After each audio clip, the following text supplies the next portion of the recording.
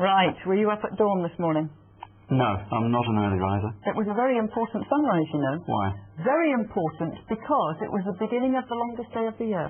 Oh, right, okay. Now, it's been celebrated for thousands of years, and even today is still marked in the Christian calendar with the feast of St. John the Baptist. You knew that, didn't you? Well, no, I didn't actually. Many of us think it's a pagan festival where people dance naked around stone circles to welcome the sun.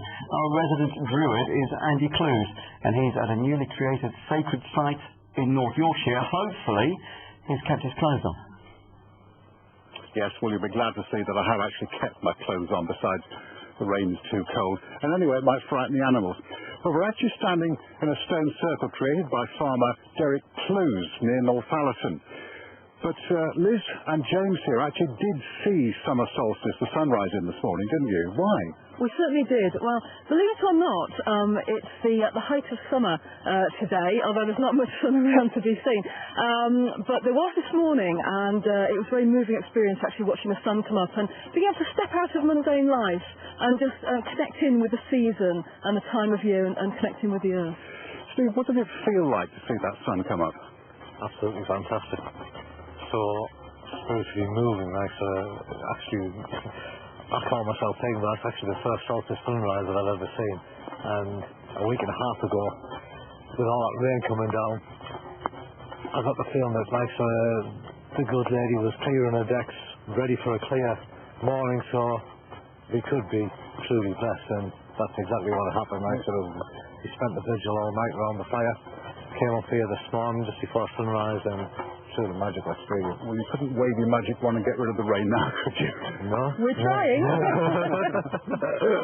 farmer Derek, actually, you created this stone circle, within the last few years? Yeah, it's to create my own sacred space and to share with everybody else, such as Liz and Steve, who were here last night.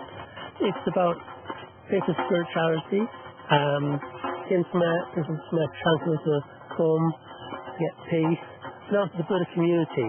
Everybody who comes here is part of the community and they're learning about things. It's a teaching to us as well. So in our frantic world, it's something much needed, I think, isn't it? Very much needed.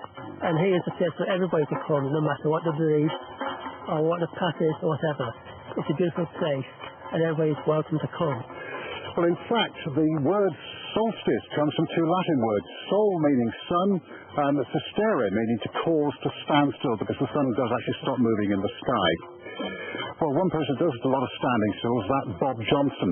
Mind you, I do blame his age. And anyway, in a moment he's going to tell me it's not actually Midsummer's Day today. He's a leery old Scot, you know. Is it Midsummer's Day or is it not Midsummer's Day? It's not Midsummer's Day. Actually, the 24th is what's called Midsummer Day, which is just a quarter day. It doesn't mean it's the middle of the summer day. No. So he's talking rubbish as usual with Cloudy, and I deliberately made that cloud rain on him. We thought you might do that because we know you've got the power to do that. Well, funny enough, Ian, yesterday was 24 hours, the day before was 24 hours, and tomorrow's 24 hours. They're all long days. They're all long days. But today, of course, is the day the sun reaches its most northerly point. So we get more light today. Yes. And then after tomorrow, it starts to go The back dark towards nights the are closing equator. in on us. And we're going back to winter. Oh, hey, thanks for the good news. Yeah. Anytime. Thank you. Thank you very much. Give us a UV